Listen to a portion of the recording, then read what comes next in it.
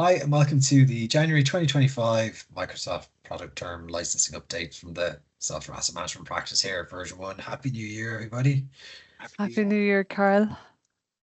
Happy New So Year, this William. month, so this month there's a couple of short updates and a couple of changes as well, or a couple of points to note around Outlook, OneDrive, and as always, Copilot. This month, let's dig into the product terms first of all. First up was privacy and security. Who wants to take that? William, I think you've done some work on that. Yeah, so it's just more about housekeeping advisory notes. So they've parts of the privacy and security terms previously in individual product offerings pages for software have moved to the main privacy and security term section of the product term site. And they've also got a new software products table has been added to the exceptions to the DPA section. So what they're trying to do is categorize similar terms together and help improve that customer experience and discoverability, as they call it, of privacy and security terms in a more logical manner. Very good. Microsoft 365, Niamh, anything interesting on that front? Well, next on the update is where they have added the Microsoft 365 cross-tenant license to academia. So it's available to A plans. And what is cross-tenant 365 cross-tenant licensing? Says you it is where if you want to move user data such as Exchange, mailboxes, SharePoint, and OneDrives to another tenant. So this is specifically kind of for that purposes. And up until now, it's been available across any of the kind of the enterprise plans, etc. And now it is available to the A plans as well. Very good. So I looked at all things Microsoft Defender. So this month there was a couple of updates around Microsoft Defender experts. So Microsoft's data was added to the Microsoft client agreement table, and there was an update to the license prerequisites table. When I look into the Microsoft client agreement terms, I actually can't see Microsoft Defender experts being added just yet. So maybe it's just a work in progress, and from what we can see, it's not in the MCA breadth or CSP price lists yet. So maybe it's just an oversight or a work in progress.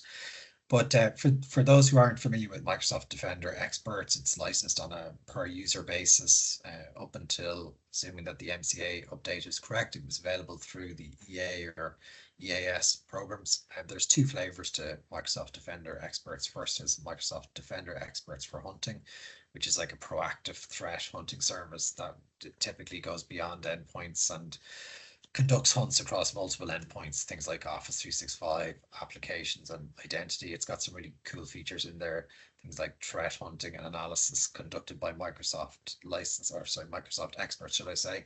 It's got on-demand consultation with experts for specific incidents or threats. Like all things Microsoft these days, it's got AI trained for hunters to improve threat detection, and it's got a whole bunch of interactive reports providing things like summaries of hunting activities and findings. So that's the first flavor of Microsoft Defender experts for hunting. The second flavor then is Microsoft Defender experts for XDR. So if I remember correctly, XDR is extended detection and response. So this is a slightly more comprehensive managed service and includes managed detection and response with expert analysis, managing things like triage and investigations. It's got proactive threat hunting, leveraging Defender experts for hunting as well, right? And then, as you can guess, it's got a whole bunch of live dashboards and reporting capabilities in there to give operations a very clear view of what's going on. The services, these particular services themselves, there is a licensing prerequisite in place. I won't go through all the prerequisites, but in order to avail of these services, you must have certain underlying licenses. I'll include those within the blog that accompanies this video, but just at a very high level, as you can guess, you need to have either a license for Microsoft 365 E5 or A5 for both offerings.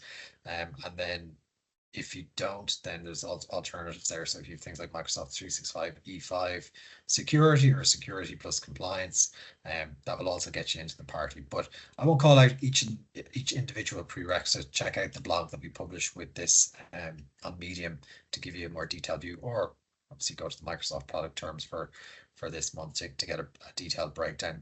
There was another update on Azure. So Microsoft Azure text-to-speech, or TDS services that are available through EA and EAS. So the TDS services, there's some language in there now where when customer data is submitted to the TTS service, customer represents and warrants that customer has all the necessary right title and interest to use all customer data submitted to TDS services. And then the second clarification that's been added in there is the TTS service output usage rights. So for customers of the paid tier of TTS service only, customers may use the audio outputs. This is an important one. The audio output of pre-built neural voice generation using the TTS service, including for commercial purposes. So giving you some greater flexibility there if you're paying for that service. So there were the product terms updated this month. Nothing too groundbreaking in there as usual. Some changes to the prerequisites and availability tables, amongst a few other things. William, I know you were going to touch on Outlook, OneDrive, I think Copilot's a couple of things that just perked your interest. Might also take a couple of minutes just to talk a bit about the changes that were announced in November, December around the Microsoft MCAE taking the place of EA as well, just to refresh people, because that's going to obviously become a little bit more relevant now as that change gets enabled from January 1st. So I'll hand over to you, William, if you want to pick up on those three. Yeah, so it's just 3 items. So it's more just advisory again. So on the 28th of January, Microsoft will start rolling out its new Outlook client to Windows 10 devices.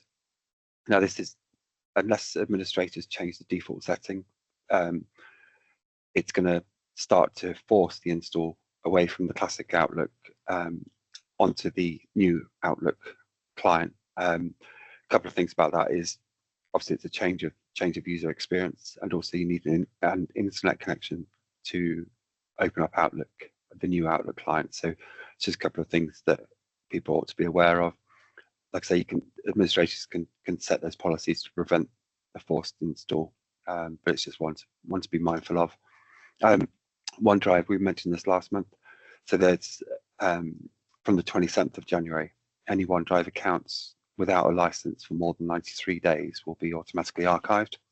And then once it's archived, that account becomes inaccessible to end users unless specific actions are taken. And those are to reactivate with a paid license, delete inactive account and its data, which is quite brutal, and you won't be getting the data back after that, or pay a monthly archival fee it's roughly 4p or 5 cents per gigabyte for a monthly storage fee to maintain that in Microsoft 365 archive, and then 60 cents or 50p per gigabyte activation fee for the files that you do retrieve.